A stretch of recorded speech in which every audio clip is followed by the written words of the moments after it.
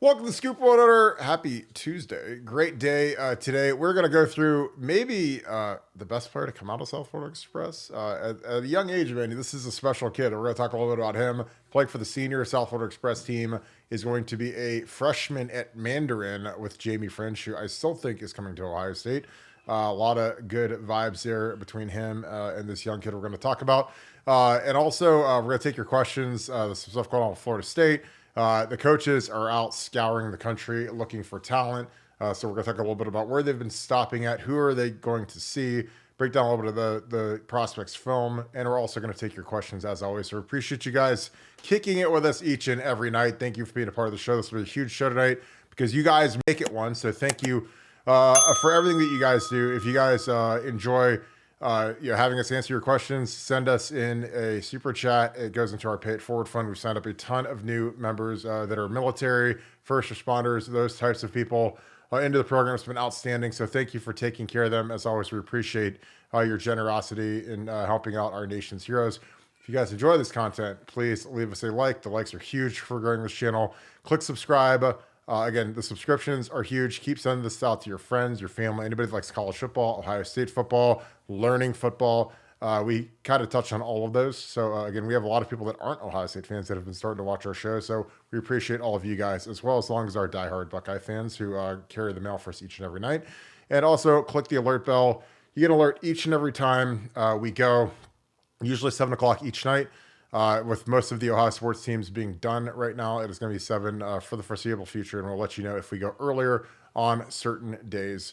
So we appreciate that as always. Shout out where you guys are watching from. Shout out who you guys are watching with. As always, thank you guys. Let's make this a huge one tonight. Nevada, we got a lot to talk about. Right now is still, the guys are out on the recruiting trail. The coaches are out and about. Scouring the country. You see them, hitting the high schools. A lot of these high school coaches like to publicize when Ohio State is in. They like to take the little selfie with Jim Knowles or James Laurinaitis or Brian Hartline or whoever. I think it's a good way to publicize their school. I think that I don't think that it really has to do with recruiting younger kids, but for some of these schools it does. What are some of the things that you think that the staff is trying to accomplish as they're trying to get boots on the ground? I know one of the main things is trying to get a lot of these younger guys to camp. A lot of the older guys don't camp as much as they used to, especially the seniors that are on official visit tours. But what are your thoughts on the progress that we've made so far on the recruiting trail this month? Well, look, I mean, if we're going to start, if you're bringing up the topic of younger guys, then, and we started off the show with it, we have to talk about Bryson Wright. Now, Bryson Wright is 6'3", 185 pounds. And according to the guys from the South Florida Express, he might be the best player ever to come out of there. That's what they're saying. They're saying, you want to know who's the next J.J. Smith or who's next better than J.J. Smith? It's Bryson Wright. And when these guys talk, most of the time I take all this phenom kind of things, but you've been pretty good on calling the phenoms. I remember you were calling the phenoms, and it was Chris Henry, Tyler Atkinson. Yeah, turned out to be pretty phenomenal players. So we don't throw around the phenom thing lightly, but when they're talking about Bryson Wright in that regard, it really got my attention because they just don't talk that way. And this is a kid, like you said, who's playing with the senior Florida Express team, and he's going to be a freshman. So really amazing. Like I said, I've never heard them talk this way about a kid, so I'm kind of stunned, to be honest with you. And I can't wait to see him. And given Ohio State, the way that they've kind of mined South Florida Express and the track record that they've had with these kids, it's hard not to imagine Ohio State's not going to be one of the schools that's going to be in contention for sure. And he may end up being the best of the bunch, and that's incredibly exciting to think about. Yeah, and again, the crazy thing about this kid is he is a young kid for his age class, excuse me. So he's only 13 and he's going to be a freshman. So really, he's the age of an 8th grader. And his family decided he's old enough, physically mature enough to handle the rigors of being like a high school freshman and playing varsity, which is, again, it's crazy. He's a kid that looked at Heritage, ended up settling on Mandarin. Mandarin is the home of Jamie French. So Jamie, obviously, I think is still an Ohio State lean. I think that in the era of NIL auctions and raising the negotiating, I think when you name your top three is like Texas and LSU and whoever the other one was Oregon or whatever. It's like I think that's all just to up the ante with Ohio State. I think that these kids want to end up at Ohio State, but they also want the juiciest NIL package they can get. But you know, Mandarin's loaded. South Florida Express's quarterback is from there. He's fantastic. They've got a lot of great DBs. Like that is one of the top programs in the entire country. And he's going to be there, and I think he's going to play next year. I mean, I watched this kid's film, and again, he doesn't look like a young kid. Doesn't act like a young kid. His hands are exceptional. Like he makes, one of the first plays on this highlight reels. He makes like an Odell Beckham style when he had that catch versus the Cowboys in Sunday Night Football. That one hand like over the pylon. He makes one of those. And again, like I said, he's a young kid, but when you're 6'2", 185 as a 13-year-old. What's he going to be when he's 18 in 5 years of training and growth and maturity? Like, I mean, was he going to be 6'4", 210, running like a deer? Like, I mean, that's the crazy thing is like, like I was talking to some of the SFE guys, South Florida Express guys, and they said, we've had some stud 8th graders, but they haven't been. This is a super young. This is like Beanie. Like Beanie, when Beanie Wells showed up to college, he was a 17-year-old. When Lydell Ross, one of the craziest stats ever for those of you guys that are from the Lydell Ross era from 2001, when he was a true freshman, I believe he's the youngest player in Big Ten history to rush for 100 yards in a game. And he was like 17 years and like 300 days old. Like he wasn't even an 18-year-old yet.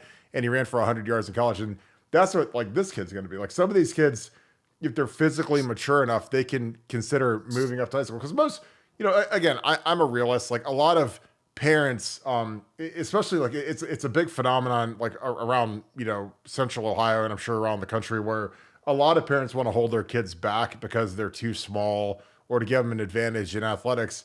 And this is like the 1% where they're actually pushing him forward because again, he's so dominant at what he does. And again, I don't know if there's ever been a 13-year-old that played on SFE on the senior team because the senior team, that's Jamie French, that's Vernell Brown. Last year, that was J.J. Smith. 2 years ago, that was Carnell. So, like, and again, you don't just take a 13-year-old to stand there and get experience and watch. Like, you have, if you're traveling to those things and spending all that money, like, that kid's playing. Like, he's playing a real role, and he's a contributor. He's a major factor, and they've got the OT7, which is like the Super Bowl for that coming up, and he's, one of the starters. So, again, it's different.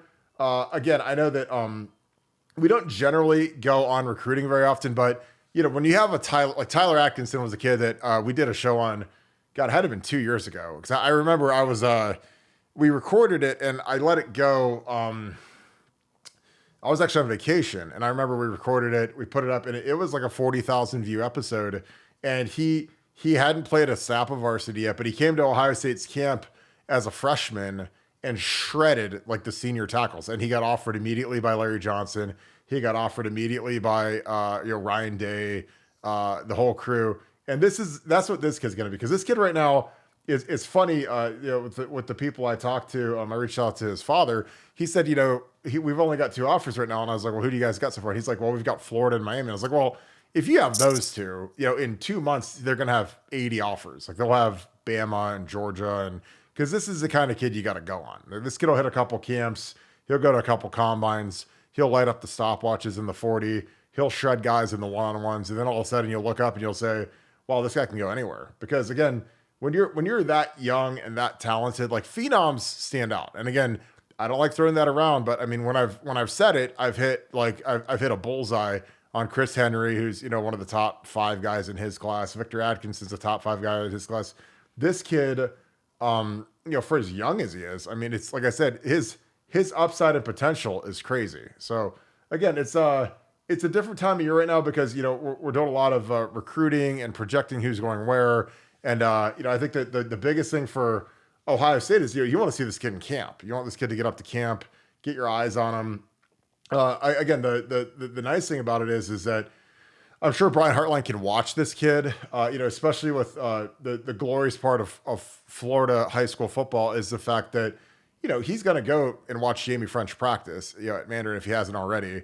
and he's going to sit there and he's going to see this kid and he's going to say, who's that kid? And like, that's what he did at IMG. He offered another kid that's going into another eighth grader going into ninth grade from IMG, another SFE kid. And this kid will be next on the hit list. So yeah, it's exciting. And again, that's why I wish Ohio had spring football, because it might be the first time you see one of these kids and you see him going against varsity kids. And, because once this kid goes against varsity kids, there's not going to be much of a difference from these kids. I mean, obviously the kids will be a little bit bigger and a little bit faster, but this kid's productive and he's got NFL size as a 13-year-old. I mean, you're 6'2", 190. Like that's what, that's better than 90% of the receivers in the National Football League. Like you don't see there's a lot of small guys, a lot of quick guys, but 6'2", 190, that's like kind of prototype. I mean, obviously not everyone's going to be Calvin and be 6'5" and 210 and run a 4'4", 220, whatever Calvin was. But this kid, it's exciting to see what he's going to do.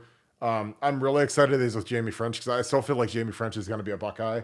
And I think that, like, again, we look at these kids and, the good thing about what we do is like we've got great sources with South Florida Express. And obviously those guys are going to talk about, they've seen Amari Cooper, they've seen JJ Smith, they've seen Brandon Ennis. So they've seen number one overall in the nation type wide receivers. They've seen, I mean, Amari Cooper's made $150 million in the NFL, first round pick, phenom at Alabama.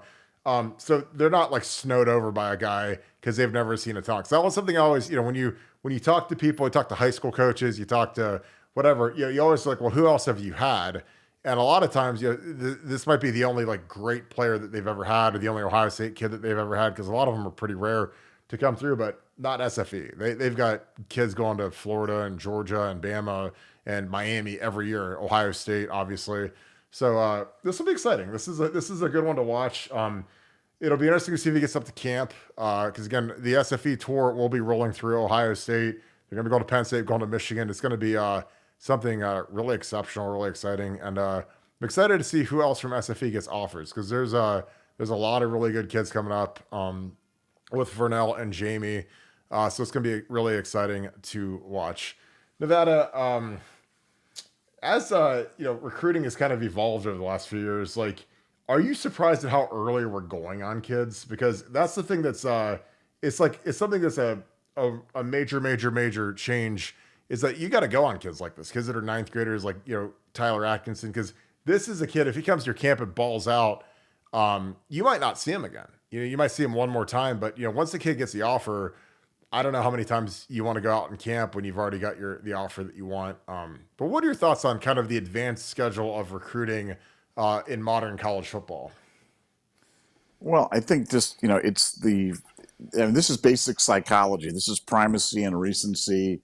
And, they talk about everybody's able to remember their first offer. And I'm sure you can remember your first offer. And, I think anybody that's been there, these teams are all trying to stand out. They're all trying to separate themselves from the noise that is recruiting right now.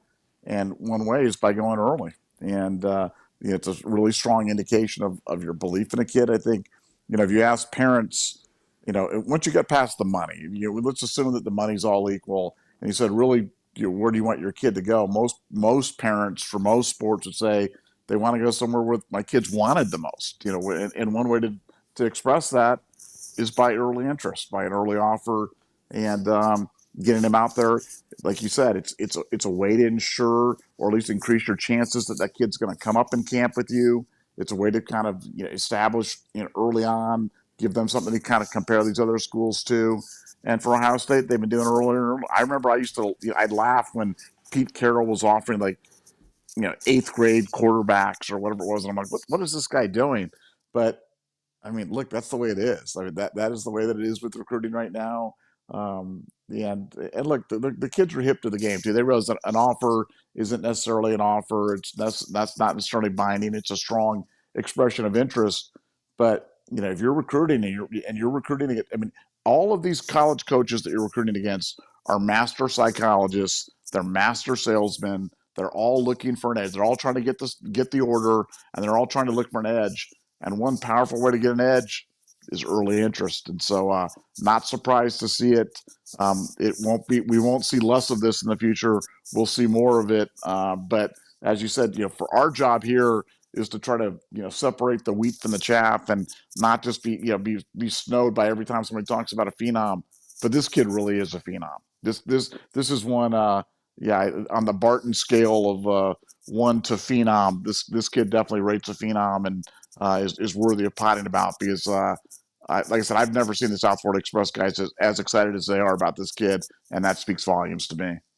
Yeah, I think when you look at kind of when you're looking at the like a Florida and a Miami offer, again, it's great to get offered, but with the way that there's transition in coaching staffs between position coaches, head coaches, like when you offer a kid as a freshman, like I mean, what percentage of coaches that make that offer are still there in 3 or 4 or 5 years?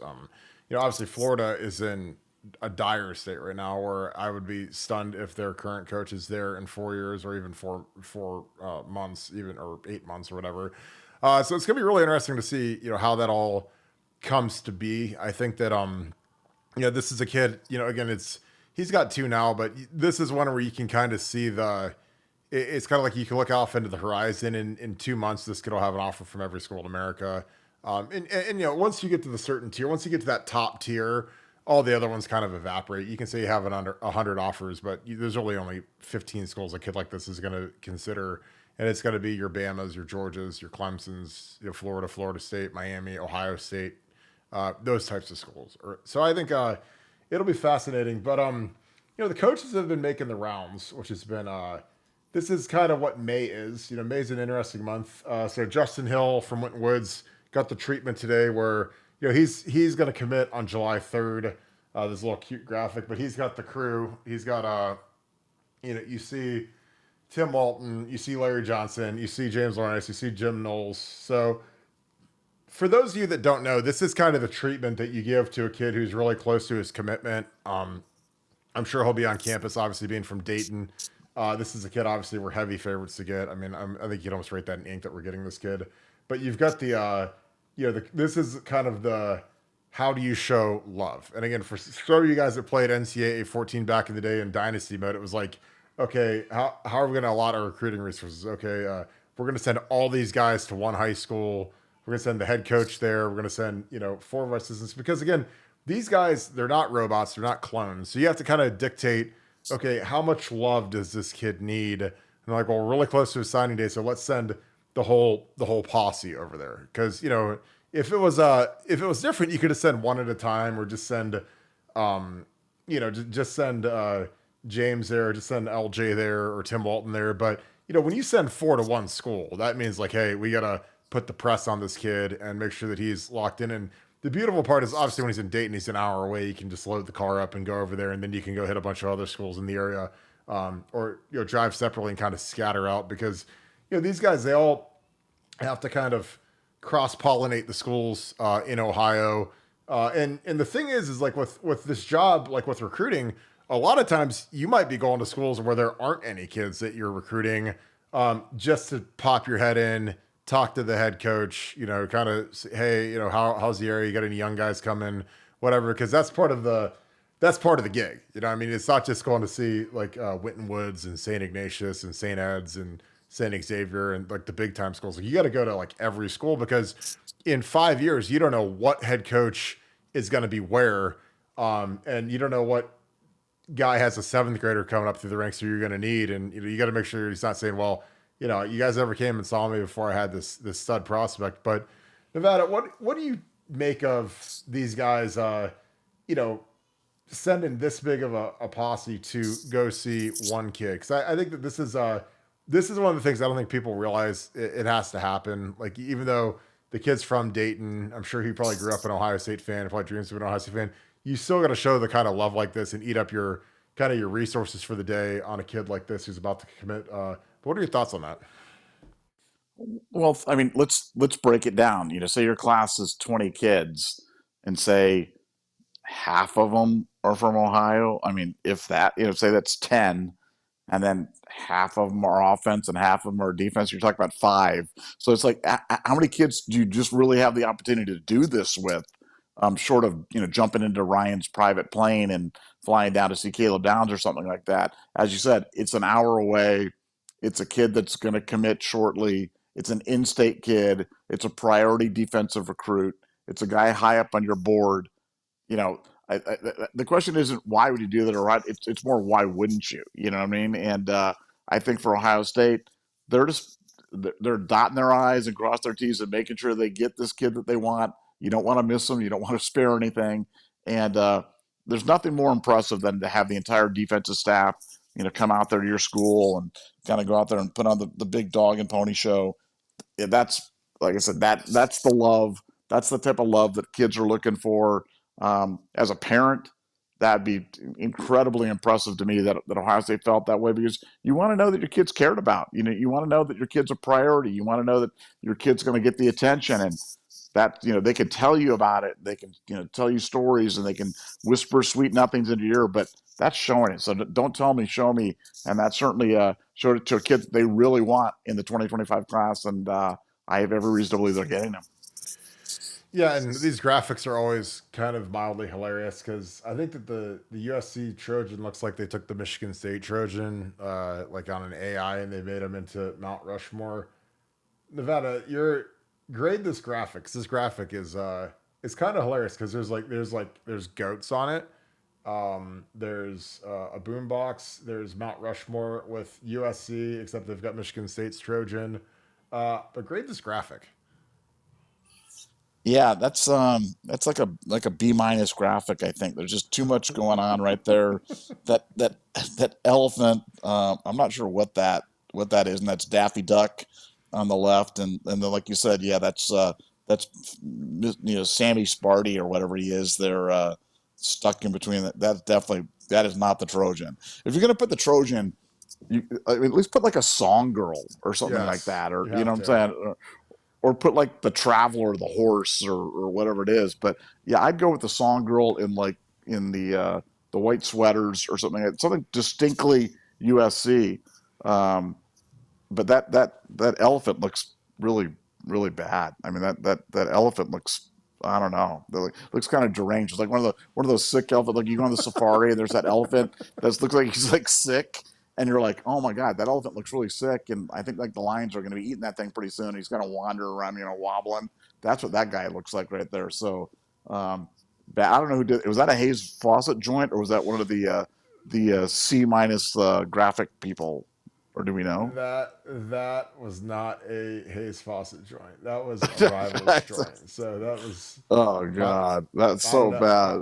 I don't know. I don't know who did that, but that is. No, I've got an idea though. I've got an idea. Okay, huh. we need some graphics done for us right now. And after seeing that graphic, I'm wondering if little Kirk is available to do graphics for us or something like that, because I think he could do as good a job. I think he could do it. I really think he could do it. I think we need to train him up there, and we're like, hey, can you make us like a silly little elephant? And Sammy the Spartan and stuff like that. I think little Kirk could. I think he's ready. He's ready to join the workforce. But with AI, all you have to do is type in elephant, Brutus Buckeye, Mount Rushmore, and it just spits it out. Now it's gonna look terrible, but that's what a lot of these things are now. It's like they do these AI ones and they look horrifically bad. But it's like, hey, that's kind of where we're at. I mean, like I said, the state of the graphics are getting they're getting a little crazy because I think that some of these guys are getting overwhelmed because they've got to do top 15, top 20, top 80 school graphics. And then they got to do my final countdown graphic, and then my commitment graphic, and then my training or my transfer portal graphic, and then my new home in the portal graphic. So it's very, very interesting. We got a super chat. So Cade Weston, who's been on here a lot since yesterday. Appreciate you, my man. Thank you for the 20. Thanks for being an Ultra member. Thanks for the great show, gents. Nevada OH. If you've got any thoughts, Cade, if you have a question, go ahead and toss it in here. I know that some of the guys I talked to in the chat said that you were new, so welcome. Like you just started kind of talking in the last couple days in the chat. So any of you guys, I'm going to give you a quick piece. I'm going to let Nevada say his piece. So I know a lot of people like to watch the show. Obviously, we're the highest rated Ohio State podcast by far, because you guys like to tune in and watch it, kick it. And we always have a great chat going, kind of flowing nonstop during the show. But the thing is you know, don't be scared to like poke into the chat and start talking a little bit, because we got really friendly people on here.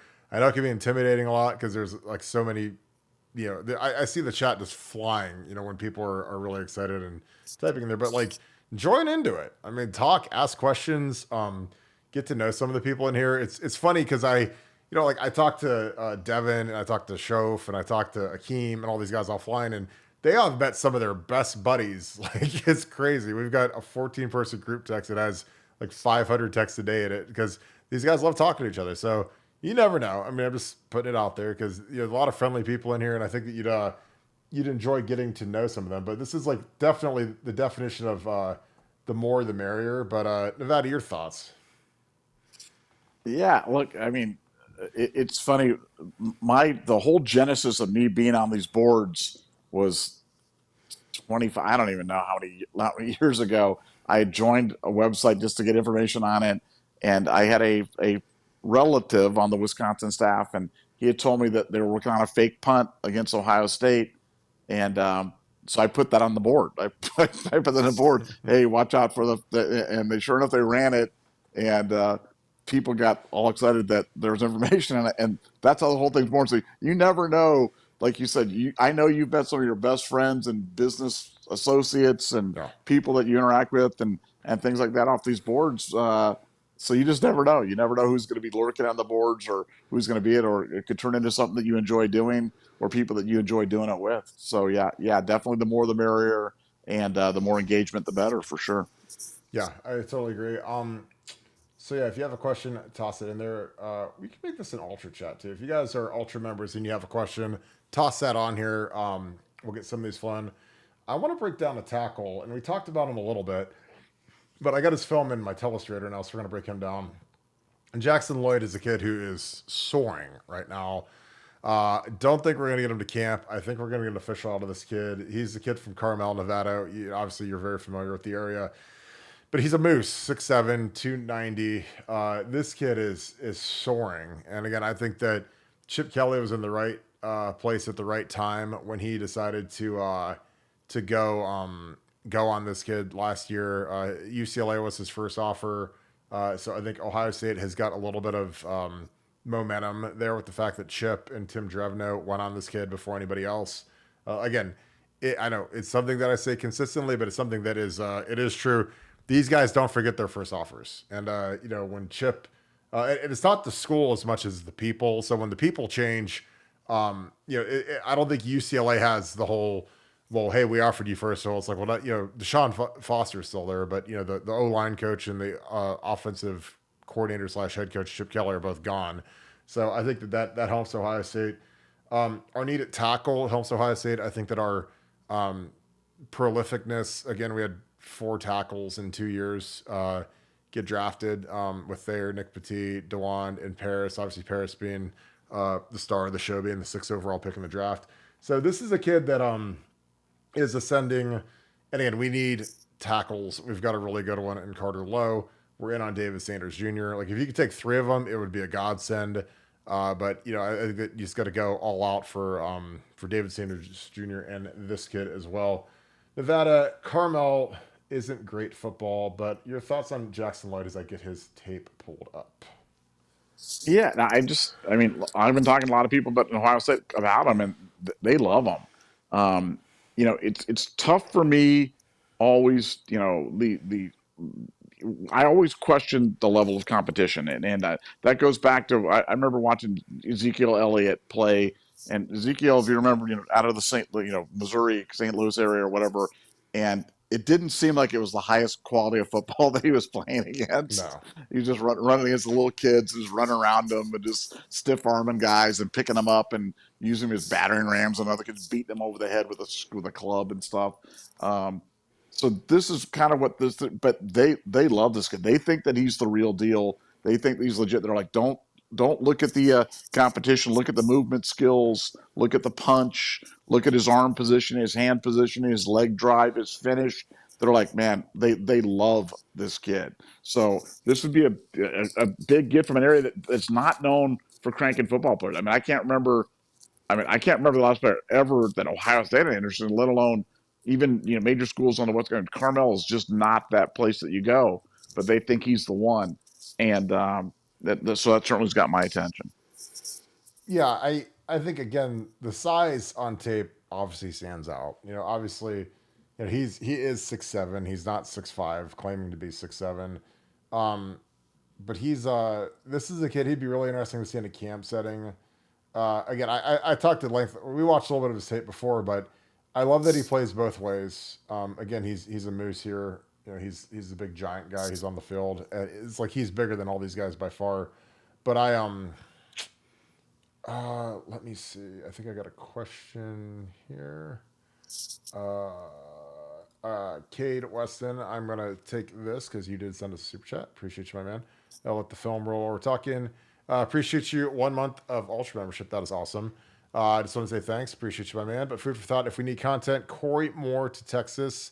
I think that is still a jump ball, but Texas is leading.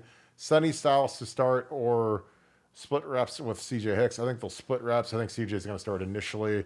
Project the O line grade for project a 25 line. I'm thinking you're thinking the class. So I'd love to say David Sanders Jr. is in. Obviously Carter Lowe is in. We've got some guards, some really good guards in Ohio. So it's going to be tough because there's actually a really nice crop of kids in Ohio, which really helps Ohio State. We just got to close those kids out. But I'd take this kid at a heartbeat. I'd take at minimum 5, potentially 6. 6 would be a big class. And the thing is when you take 6, you're probably going to lose 2 to the portal after 2 years, anyways, because this is kind of how the natural attrition is. But I like this kid and David Sanders a lot of the guys that are uncommitted. Like I'd take both these guys in a heartbeat. If you got those two and Carter Lowe, for one, I think that's almost impossible, but it would be as good of a class as you could imagine because you'd have big time tackles. You'd have 3 big tall tackles, and I think that a lot of people that are not really intelligent talk about how tackles can't play guard, but I'd rather have big lengthy guys that you could move inside as opposed to just a bunch of the 7 dwarves in the offensive line room, because there's sometimes where we don't have enough length to play tackle. But Alex Boone is a kid who obviously everyone knows Alex Boone, 5-star kid from St. Ed's, had a fantastic NFL career, got much better in the National Football League, got more focused, more dedicated. But he made his millions of dollars, and I think his second deal was like $25 million, something crazy, and he made it as a guard. And when he went to guard, he was playing for the San Francisco 49ers, and Mike Singletary is a guy who very, very tough, and started moving to guard. And then Harbaugh shows up, and they're like, basically what's going to happen is either you're going to play guard or you're going to have to, be a backup forever. Because they had Anthony Davis at the time. Anthony Davis was a first-round pick from Rutgers, a kid that a lot of you guys know from recruiting. They had Joe Staley, who's a Hall of Fame left tackle. So, Alex is a 6'8" guy, and you don't see many 6'8" guards. But Alex had to play guard. There was one open spot on the line. They had Mike. This was the best line in the NFL. They had Mikey Potty, who was a Pro Bowler. They had Joe Staley, who was a Pro Bowler. Anthony Davis, I think, might have made a Pro Bowl, but he was a really good player. And they had John Goodwin at center. So that was the best line in football. And then the right guard spot was between Leonard Davis and Alex Boone. And they said, hey, Alex, you're going to compete at right guard. And he's like, well, I've never played guard before. I played tackle at St. Ed's. I played tackle at Ohio State. Alex never took a single rep of guard his entire life, but he learned how to play guard. And guess what? He became a Pro Bowl alternate at guard as a 6'8" guy.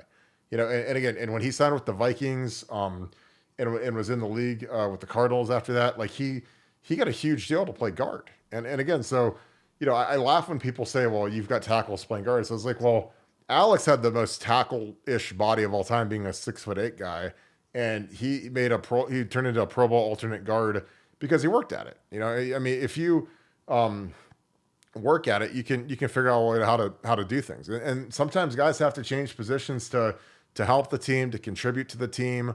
And Alex did that. And again, they were a foot away from winning the Super Bowl versus the Ravens, and Alex was playing right guard that entire game versus Haloti Ngata, who's best nose guard in NFL history, and did a really good job. So if you say, hey, we got to take Carter Lowe and this kid and David Sanders, I'm like, well, if one of them has to learn how to play guard, then so be it. Like, he'll survive. I mean, Paris Johnson did it for a year.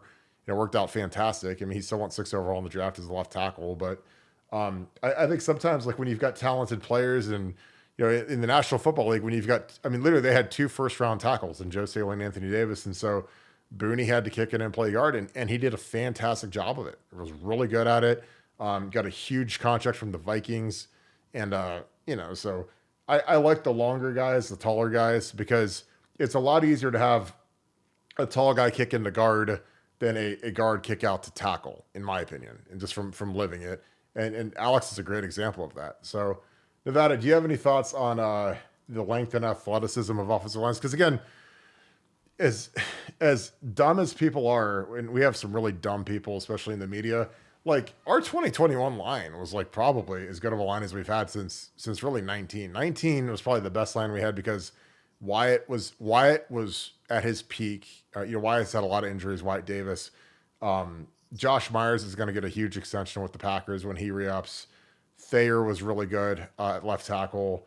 Right tackle was Brandon Bowen, who had a little bit of time in the league, and then you had Nick Petitfrere, who played a little bit that year. And yeah, Jonah Jackson. And Jonah Jackson just signed for $60 million with the Los Angeles Rams. So, and he's been a multiple-time Pro Bowler with the Lions. So that was as good of a line as we've had. But 21 was an excellent line. But what are your thoughts on that? Well, I just think it's best five play. I mean, I've always believed that the position thing was a little bit overstated. I know that there's ideal body types and other things like that, but as you pointed out, when we won the national championship with Rob Sims, great NFL player, not exactly a prototypical left tackle, but beat maybe the best college football team of all time with him out there. So just get the five best out there, let them kind of go out there and do their thing. But on the question, I want to go back to the question. I think you and I are on different, not on different sides in this, but I'm more C.J. Hicks than Sonny Styles. You've been hearing that Sonny is coming on. I'm ready to see that, man. I really am, because I want Sonny to be great. I mean, and if Sonny Styles steps up and lives up to the hype and plays to that athleticism that he has, I mean, the defense. You saw the rank, I guess the S&B, whatever the ranking was for Ohio State, and they had Ohio State's defense ranked at like 4.0 or something like that preseason, and and that literally puts them amongst some of the greatest college defenses of all time. Yeah, that would obviously not be factoring in, Sonny Styles playing at a high level. So I really hope on this one that CJ and Sonny, both ball out, but that if Sonny could ever, live up to the hype, that would be crazy. And the second part of the question, I think he was asking, project the 2025 OSU starting line. Because that gets a little bit more interesting, because you're talking about, you're losing potentially Jimmy, Donnie, Seth, Josh. I mean, you're in 2025. We're really going to be rebuilding a lot of that line. So I'd love to hear what your thoughts on it. If you had to, knowing what you know right now, the old All-American, what's your projection for the 2025 starting offensive line for the Ohio State Buckeyes? Well, the big question to me is, does Josh Simmons stay? Because if Yeah. he stays, then obviously he's your left tackle. You can write that in ink. If he goes, then you got to look at George Fitzpatrick or look at one of these young guys. Center, I think you kick Carson back in there. I think Carson's going to start at right guard this year. Left guard, Austin Sarville's gotten a lot of reps with the twos. So I think if you put a gun to my head and say, Kirk, who do you think is going to be the starter? I'd say Austin. Because again, it's not what I think, it's what I know and observe and study. And so, when you see who's running with the twos consistently, that's who the coaches trust as a guy. If something happens to Donnie Jackson, like who's the next guy in the game? It's probably Luke Montgomery. I mean, you gotta imagine if Carson goes to center, then Luke Montgomery's at right guard or even right tackle, and then you got to figure out Tigra. Is Tigra the right guard? I don't think Tigra is athletic enough to play tackle. I think Tigra's a really nice kid. I think he needs to turn up a little bit. But I think that he's got a lot of ability, but he's got to find a home. And I don't think Tigra can pass protect consistently enough at right tackle, but I think he could be a good guard. And again, am I alone in that? I don't think so, because last year when they had blowouts, Tigra went in and he was playing right guard. He wasn't playing right tackle. So I think that, look at George. I think George is the number 3 tackle this year. Obviously, if Jimmy sticks, I put George at right tackle, and then I put Josh at left, and then you got Luke at right, Carson at center, and then left guard. I mean, it's got to be Seyerveld, or if one of these young guys steps in and does work. Again, on the edges at tackle, it all comes down to pass protection. You have to be able to pass block in Ryan's offense. This isn't the olden days where you could get away with being a marginal pass blocker because you ran so much. This is a high-flying offense, and we were blessed with Paris and Dewan. They were pass blocking machines, but that's gonna be what's gonna separate these guys. And again, there's like if I'm David Sanders and some of these guys, I'm like, guys, like if you can't beat out some of those guys in front of you, then I don't know. I don't know where there's a more advantageous depth chart in the country than what we have. There's a lot of guys that I think you got to feel like you can beat out, and that's going to be one of the things. There's going to be a lot of competition. David Sanders and Carter Lowe, and if we get Jackson Lloyd, those guys will be here in January, so they'll be going through spring ball. There's going to be a ton of turnover because obviously we're going to have a whole new defensive front because you're going to lose your 4 starters to the league. So yeah, that's my projection. And again, could one of the twins step up? I don't know. There's a lot to be seen from a lot of these kids, and a lot of things can happen, and kids could portal out. So I could be talking about kids that I projected in the lineup and they hit the portal and whatever. So, and again, it's a long season. I mean, guys could get injured and step in and play right away. And, if we lose Seth McLaughlin and you put Carson at center and you put Luke in at right guard, then away we go. So it'll be interesting. I still think, Luke Montgomery is a tweener to me. I think he's got ability. He's got really, really good athleticism. I don't think he's strong enough to play guard. I think that he's like I said, he's a guy that if he was 2 inches taller, he'd be a prototype tackle. But he's not. He's short, so he's in there at guard, and he's got to hang in there the best he can versus some big dudes, and he's got to keep working on his power to move those big dudes. Because when you're running a zone run game, and you're that backside double team, or you're the front side on a power play where you're double teaming, you have to be able to move that 3 technique. Like the guard and tackle have to be able to move that guy, and that's what I'm really interested to seeing with Luke with that, and also his interior pass protection. Because again, the struggle with guys that move from tackle to guard is you go from going against guys that are like basketball players to guys that are like bowling balls. You're going against like fatter, slower, but much stronger guys on the interior, as opposed to the edge where you're facing off against guys that are built like Kenyatta and JT and Jack Sawyer, leaner, quicker, always different skill set in terms of pass rush moves. So that's the biggest difference. So you got to have like, some grown man strength. And again, that's why I used to tell these guys, I'm like, look, if I was moving, if you're playing line at all, you got to be strong. Everything about playing offensive line is a lot easier if you're strong. And I'm talking like wicked, crazy strong. And so these guys should be living in the gym. And I mean, I'm telling you, like whatever Mick's having them do, they should do double. And again, there's always this myth about overtraining, and I think overtraining is the dumbest thing I've ever heard in my life. Because these guys, again, they got to be at capacity and whatever, but they gotta get their strength to the point where they're the strongest guys on the field. And I'm not sure if we're there yet. And I think that's something that I would really press, especially on the young guys. The guys that should be getting the strongest are the guys that don't play. If you don't play on Saturday, like my freshman year when I was at Ohio State, and if you don't play, you got to be in the weight room at 11 a.m. on Sunday, and I would get in like a crazy workout, and I'd be lifting everything in the gym, lifting a ton, and people would ask why I was lifting so heavy, and I was like, guys, like I didn't play yesterday, like I'm not sore. I just stood there and chewed sunflower seeds and had a towel around my neck, which is like a bum move, but it is what it is when you don't play. So these young guys should be in that gym getting right, because there's going to be a lot of open real estate on that depth chart next spring, and they should be getting a jump on it. We got another super chat. I love, honestly, of all the super chats I love the ones that are like emojis and it says what the emoji is. So Mark Paul, I appreciate you for the 5. Thank you, my friend. And the emoji is lemon character doing shoulder shimmy dance moves. So again, I love when it says what the emoji is, but it doesn't actually show the emoji. So I appreciate you. That is fantastic. Jim Jackson, our resident Florida State Seminole, along with my old lady Kim. And it's OLE, like Ole Miss lady, not old lady, even though she is technically having a geriatric pregnancy. But I still love you, babe. You do a great job putting up with me. Hey, Kirk, I heard Faison Brandon, the top 26 QB, ditched our visit for FSU. I don't get it. QB should be beating down our door. What gives? Nevada OH.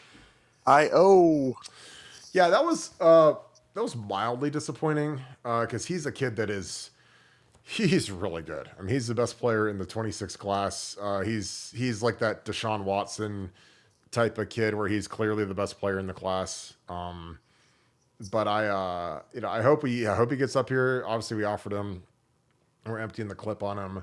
And those are the kind of kids you got to get to win. Is that national kid who's kind of a wire-to-wire number one player in the class type. So hopefully we get him up here. Again, it's one of the ultimate do as watch what they do, not what they say. So I think obviously that hurts Ohio State's chances of getting him. But again, it's still early. And the thing is like, with recruiting, it's a funny beast, especially at the quarterback position, because you only take one quarterback generally. And we've taken two a few times knowing that one will likely transfer out. But, the depth chart at Florida State could change so quickly or at Ohio State because of the portal. I mean, again, like, Luke Montgomery's brother committed to Georgia, all excited, awesome. And then like the next week they take Jaden Rashada, who's, a national superstar level kid who's going to, basically overlap his eligibility by a year. So does that make Ryan Montgomery think twice, think about going to South Carolina, think about going elsewhere?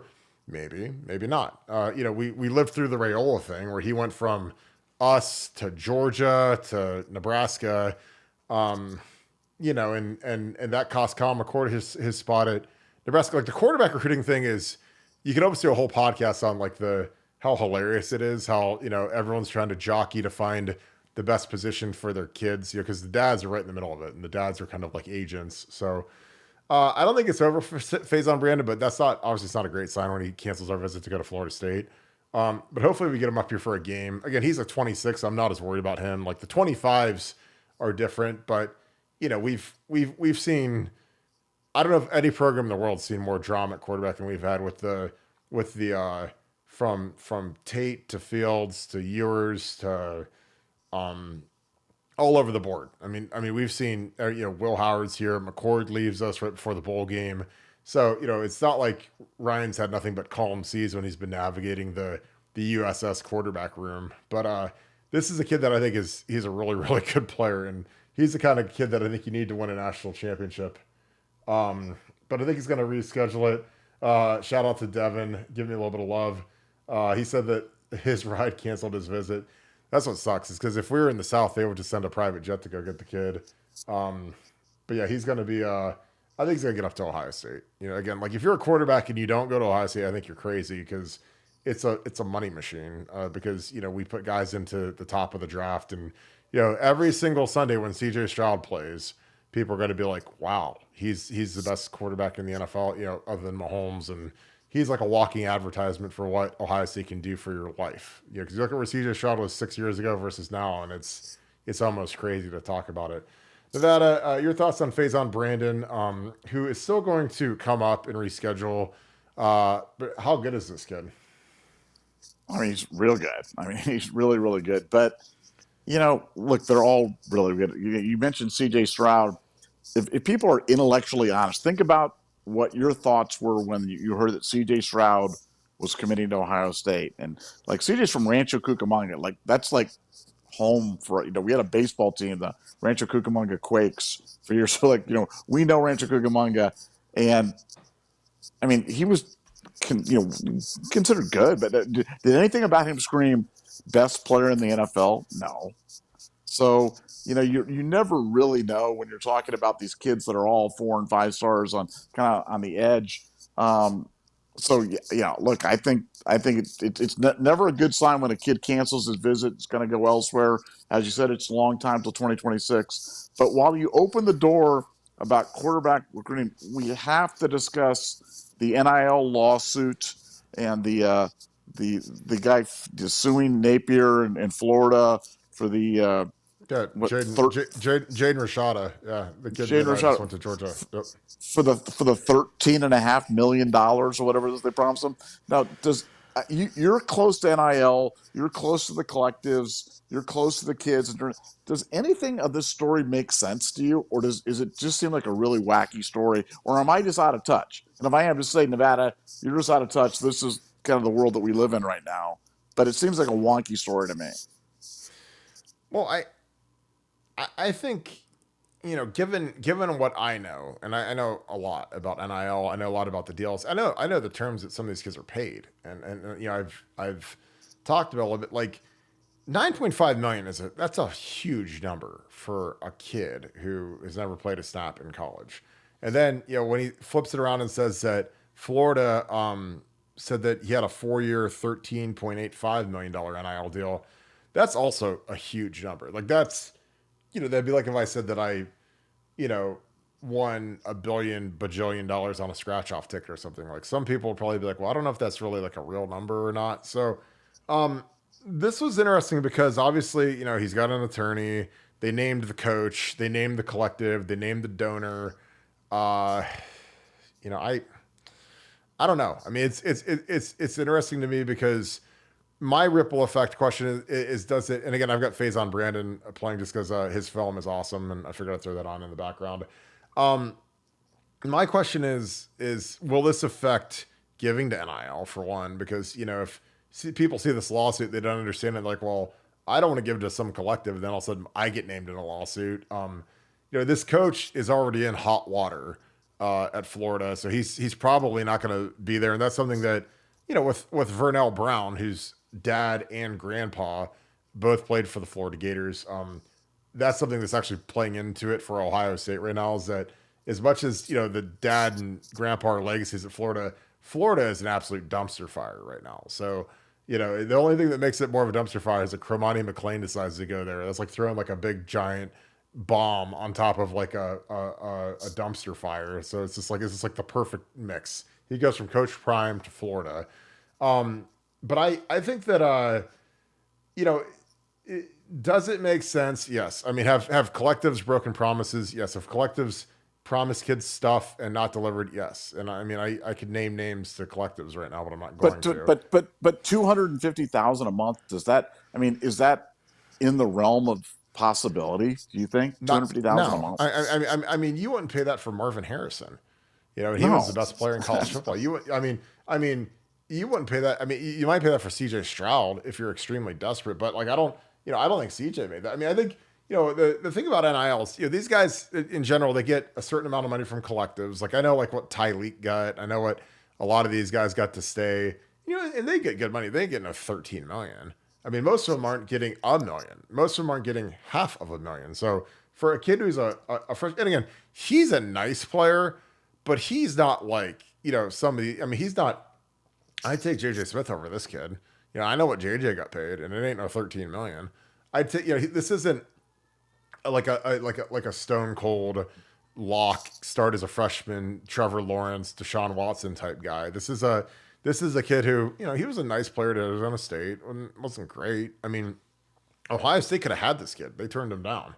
You know, so I mean, and again, it's not like we weren't in the market for a quarterback, but we had conversations with Jalen Rashada, but it, you know, I mean, we took Will Howard. We thought Will Howard was better fit for this year, because this is the year where it's all in, and we can't have Jalen Rashada out there learning on the job, trying to figure out how to be a quarterback when you've got Trey Henderson and Quinshon Judkins and JJ and Emeka and this team that's literally, you know, I talked to somebody today that said it's the most talented Ohio State team they've ever seen. This is a guy who knows talent. This isn't some snow globe guy. We're gonna have a big nugget on that tomorrow on BuckeyeScoop.com.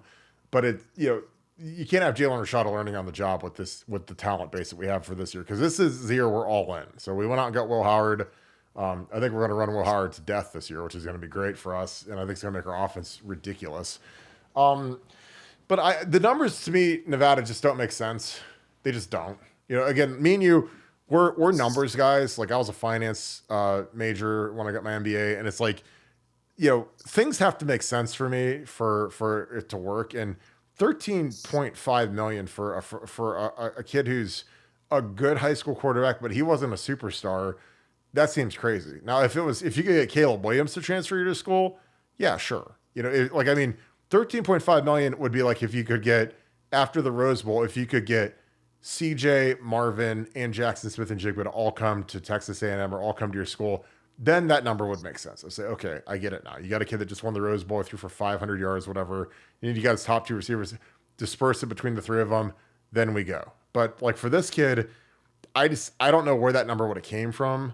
And again, I think it was obviously deceitful because he showed up and he didn't get anything. And I think that the one guy made $150,000 payment to be left out of the lawsuit, basically kind of settled before they went to file this in the North Florida court. So it's crazy to me, like I said, but I don't think that the numbers are real because again, like Ryan Day, who is as glued to NIL as anyone in the universe, told a bunch of donors at a very public thing that it will take between 13 to 15 million to get the roster together. And that's for the entire team of the team that's going to win or be one of they'd be the preseason number one, and they could easily win a national championship this year.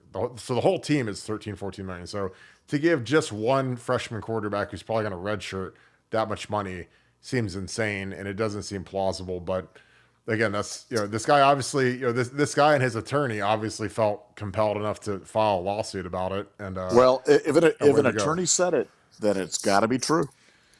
Well, I mean, but here's the thing. Again, I doubt this is a contingency. I'm guessing this is hourly, but there has to be something where someone would think that you have a case here, because as we know better than anybody, attorneys, they like to dial it up a lot, but they're not just going to work on something that there's no chance of winning or any sort of successful thing. Now they might run you in circles and ring up your tab, but this is going to be one that I think a lot of collectives are going to be watching. I think a lot of athletic departments are going to be watching. I think a lot of head coaches are going to be watching because, if you're a head coach in college football and you're on the hook for something that a collective doesn't do, like what gives, because again, a lot of these kids, and he was kind of from the first go round of NIL where, it was more Wild Westy and it was more throw these numbers out and maybe they'll forget about them or maybe they won't stick. But now, like, with JJ, I mean, he had, Shafi Fields, his agent, dotting the I's, crossing the T's. There was no wiggle room. That thing was ironclad for him to get his money. So there was no backing out. There was no reneging. There was no nothing. It was like, this is what's going to cost. Sign the deal, and you get the letter of intent. And so that's why JJ signed it, 4:00 in the afternoon instead of 7 a.m. like everybody else did. So again, it's the Wild West. It's the new world. But again, it's like I talked to, my one guy who's really tight with Ohio State today. And I'm like, look, I still think this is amazing for Ohio State and he agreed with me. He's like, because, back in the old days when we didn't pay kids and there was bag men and we'd lose kids like JJ Smith to Miami at the last minute or Florida State because we wouldn't offer to pay them when all these other schools were paying them under the table. Like now we can at least compete and we have a fair playing field. So I love NIL. I'm going to die on that table. I know people are going to say, oh, Kirk, you're crazy, but hey, man, look at the roster. We have this is year 3 of NIL, and we have the greatest roster in Ohio State history, and a lot of them are NIL babies, whether you like to think of it or not. But Quinshon Judkins, Caleb Downs, Will Howard, JJ Smith, NIL played a major role in getting those kids here. So when you guys are, the people that don't like NIL, that's fine. But when JJ gets a touchdown from Will Howard or he throws a wheel route to Quinshon, be like, man, I'm sure liking that NIL now. But it's my opinion. I saw Mark Pollitt asked us about the River. Probably get that on the docket for July. We'll roll over to the River and get the Southern Ohio boys together. Shout out to my Southern Ohio boys. I know you guys are always tuned in and rolling deep. So we appreciate you guys so much. As always. Nevada, do you have any other thoughts on the Jaden Rashada deal? Because it is interesting because it did get filed and the Gator Collective has got the screws put to him a little bit. Yeah, I just think, look, you can get a lawyer to file anything. I've lived that. I've lived through frivolous, crazy, insane litigation where there's absolutely no merit to it. But I digress. I don't know. Just the number just seems so crazy to me. Just, $250,000 a month for an unproven quarterback to come. I just, like I said, I know there's crazy stuff going out there, and but that one just seems like such an outlier. I would have believed $1 million a year. I would have believed $500,000 a year. I mean, I would have no trouble believing that. But 3 million to 3 million is such an outrageous number. It just seems like it never could have been serious, or it was just funny money. This supposed booster there, but it is going to be interesting. Like, I thought your point about, if you're going to donate to NIL and you potentially could be called, named in a lawsuit, would that have a chilling effect on NIL donations? It's a great point. It's a great point, and because people that are that have money, they're trying to avoid drama in their life. They don't want any drama. They want good stuff. They don't want any drama. And if you turn a good thing into a bad thing, you're like, hey, I'm gonna try to help out Florida football, and all of a sudden you end up in court, and that's the ultimate bad thing. And it'll be interesting to see how this plays out, and who the bad actors were in this. And as you said, Napier's in a lot of trouble. Florida's in a lot of trouble. That program's just kind of swirling. They need some stability because they don't have it right now. That's for sure. Well, yeah, and again in the lawsuit, they name the major donor.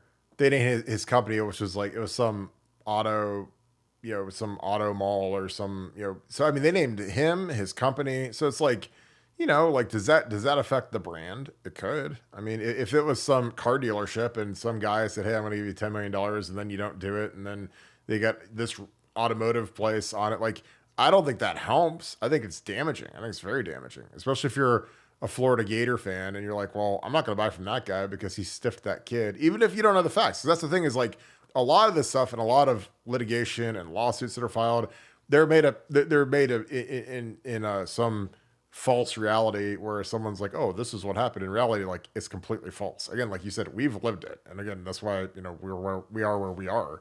And, I think that this will be interesting to see how far it goes, if there's a settlement. I think it kills Napier. I think he's done. So it'll be interesting to see who the next coach of the Florida Gators is. So, yeah, but that doesn't help. This is the last thing he needed, is to be named in a lawsuit from his guys. So, well, Nevada, I think we can wrap this thing up. About to tip off the NBA game. Any thoughts on the Phenom and some of the NIL stuff? No, just man, there just does not seem like there's an off season anymore. It seems like just every day there's just another story that's kind of popping. College football really has become a 365 day a year sport, and heading into the expanded playoff. I mean, I'm still kind of pinching myself. I just saw an article too that kind of related, but the NFL is going to start working with laser first down markers or something like that, which is something I thought that was kind of interesting. I've always said that was kind of long overdue. Kind of put a chip in the football and see if the thing breaks the plane. It seems like that's a really logical thing instead of these crazy spots. You wonder if that's going to be something that moves to college football as well. But always something going on. Always something going on at BuckeyeScoop.com, and we just appreciate you guys so much being here. Yeah, and I did want to point out that for those of you that implied, the white massive shirt is in the store. So we now have the white massive shirt. So for the next meetup, and again, if we're going to B-Dubs or Twin Peaks, so you don't get any hot sauce on it, but it looks sharp. It's really sharp. But if it's summertime and it's hot as blaze, it was nice and hot out today in Ohio, so it was great. Great summer shirt, looks the part. So we have added that to the store. Again, type in REP, thescoop.com, REPTHESCOOP.com. Again, the gear is up. You'll get it in time for Father's Day. Got some great polos. We got away from just the all black like me and Doreen wear. Doreen said, I was like, Doreen, what color should you wear? Well, I wear black every day. I was like, well, me and you are the two worst people in the world to ask for that. So we got some white, some gray. We got the Carhartt. This one's flying off the shelves because I think Carhartt makes the best hoodie. I mean, again, and I love Nike and I love Under Armour, but their hoodie feels amazing. It's very, very durable, very tough. It's great to work out in, great to do work in, great for you guys to go hunt and go fish in. So the Carhartt hoodie looks great. So I'm getting one of those for sure. But yeah, I just wanted to let you guys know the store is open for a few more days before we get to Father's Day. So we'll probably keep it open until Friday or Saturday. So I hope that you guys check it out. And I appreciate you guys. Doreen was actually our first customer. So thank you, Queen Doreen, as always, for being excellent and being you. This is funny. I don't think I can do this. A scoop section in the horseshoe. That would be hilarious, wouldn't it? If you guys all got a big block of tickets together, that'd be the funniest thing of all time. I love that idea, ZZM, but they probably know how to get rid of all of us at once, so we couldn't do that. But I like you guys nice and spread out so we can have like the scoop insurgents inside the stadium. I think that's hilarious. But yeah, all right, Nevada. Any final thoughts? Well, no, we have a scoop section. You got to dress all in white and be one of the O's in scoop or something like that. And Yes. One of the O's in scoop. I want to see you in something other than black. I don't think I've ever seen you in anything other than black. I want to see that. I don't know why, but I just always, whenever I want to chuckle, I think of you dressed all in that red jumpsuit or something like that. And I don't know why that cracks me up, but that just. Yeah, I don't think I've been in anything except they put me in the county blues at one time. But other than that, I've been nothing but black. So you don't get a choice where you're in the Hooskow. So, yeah, good times. Final thoughts. You good? I know, seriously.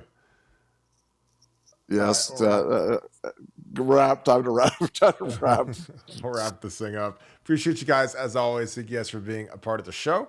We will get down to Portsmouth and the river soon, but I appreciate everything you guys do for the show. Another huge show, so appreciate all that you guys are doing. If you guys enjoy this content, please leave us a like, click subscribe. Also click that little alert bell. As always, we appreciate all that you guys do for our channel. So subscribe to the channel on YouTube, and if you guys could subscribe on Apple Podcasts, that would be huge for us. Or Spotify, search Buckeye Scoop. We're on every platform. So subscribing to the audio format is also huge. So if you could do that for us, that would be great. Again, we appreciate all that you guys do for us each and every day. Also, click that little alert bell. You get an alert every time we go live. So thank you. Make sure you take care of our sponsors, Twin Peaks, Buffalo Wild Wings. They have been outstanding to deal with. We're going to be planning events at both locations very, very soon. So we appreciate you guys and support those guys. Get your care out from those guys. Watch the games. Watch the UFC fights. Two great partners for Buckeye Scoop. Great food, great activities, great drinks, everything that you need at two great spots all throughout Ohio. So thank you to both of them. As always, thank you so much, Buckeye Nation. Thank you, Scoop family. I'm going to talk to you guys tomorrow. See you guys at 7 tomorrow. Go Bucks.